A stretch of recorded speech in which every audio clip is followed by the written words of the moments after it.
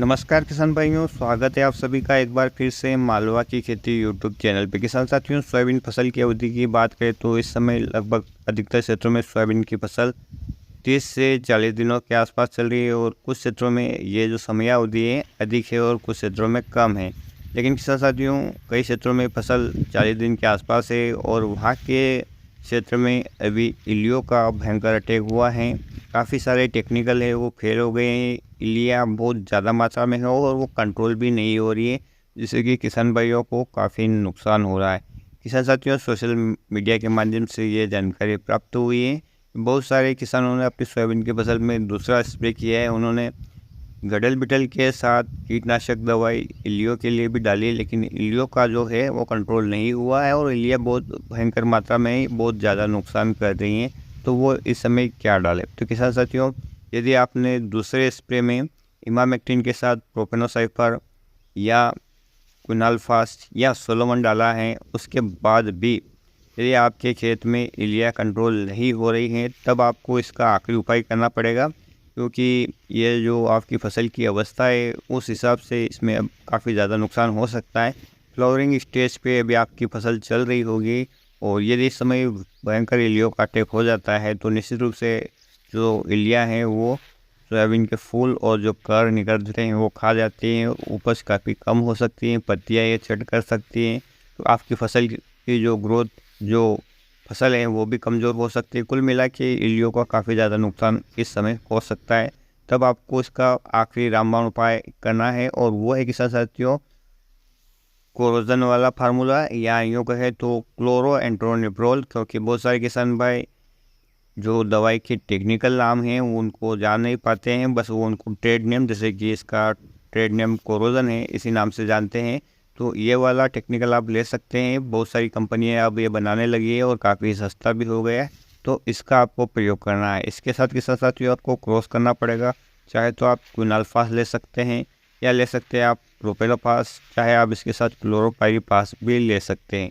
यानी इन दोनों दवाइयों का कॉम्बिनेशन आपको करके अपने खेत में अच्छी तरह से स्प्रे करना पड़ेगा, तब जाकर आपको इल्लियों से निजात मिलेगी। बहुत सारे किसान भाइयों ने अभी पिछले स्प्रे में इमामेक्टिन के साथ प्रोपेनोफास डाला या क्विनाल्फास डाला, लेकिन उनकी दवाइयों का रिजल्ट नहीं मिला है। 8 दिन भी नहीं हुए और जो इल्लियाँ है वो भी नहीं मरी और भी ज़्यादा भयंकर अटैक अधिकतर क्षेत्रों में, खास करके उज्जैन, इंदौर, इन क्षेत्रों में देखने को मिल रहा है। यदि आपके यहाँ पर इल्लियों का अटैक नहीं है तो आपको अभी ये टेक्निकल डालने की ज़रूरत नहीं है।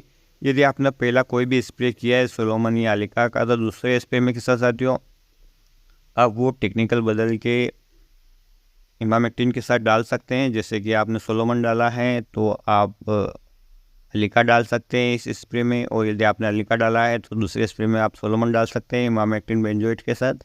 तो आपकी जो इल्लियों की भी समस्याएं हैं और गडल बिटल की भी समस्या, दोनों प्रकार की समस्याएं दूर हो जाएगी।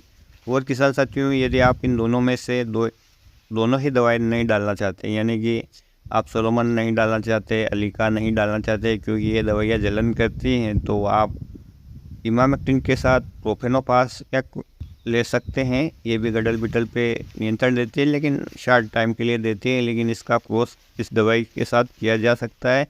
रस चूसक कीट, मच्छर मोल्ले भी मर जाते हैं, साथ ही इल्लियाँ भी इससे कंट्रोल हो जाती है। यानी दोनों प्रकार का ये टेक्निकल है किसान साथियों, रस चूसक कीटने वाला के लिए और साथ ही जो पत्तियाँ खाने वाली इल्लियाँ हैं, सेमिलुपर इल्लियाँ और अन्य प्रजाति की इल्लियाँ यदि कम मात्रा में है तो आप इन दवाइयों का प्रयोग कर सकते हैं। लेकिन किसान साथियों, यदि आपकी फसल 40+ दिन के आसपास है और इल्लियों का भयंकर अटैक है, तब आपको यही आखिरी उपाय करना पड़ेगा कि आप क्लोरोएंट्रानिप्रोल यानी कोरोजन दवा को आप प्रोपेलोफास या आप क्विनाल्फास या आप क्लोरोपाइरीफास के साथ क्रॉस करके खेतों में डालें और अच्छी मात्रा रखें पानी की, अच्छा डोज रखें, तो निश्चित रूप से आपके जो ये इल्ली की समस्या आ रही है इसमें आपको काफ़ी हद तक लाभ मिलेगा। इस समय आपने अपनी फसल को बचा लिया है तो निश्चित रूप से किसान साथियों आपकी उपज में आपको इजाफा देखने को मिलेगा, क्योंकि बहुत ही सेंसिटिव अवस्था है। ये फसल फ्लावरिंग स्टेज पे है और इल्लियाँ फूल खा जाएगी तो फिर कितनी फलियाँ बनेगी, जो फलियाँ हैं वही खा जाएगी तो फिर आपके पौधे पे क्या बचेगा, ये आप अच्छी तरह से जान सकते हैं। तो किसान साथियों, उम्मीद करता हूँ कि ये जानकारी आपको पसंद आएगी। पसंद आए तो प्लीज़ वीडियो को लाइक कीजिए, चैनल को सब्सक्राइब कीजिए और अन्य किसान भाइयों के हित में इस वीडियो को शेयर कीजिए। फिर मिलते हैं एक नए वीडियो में एक नई जानकारी के साथ।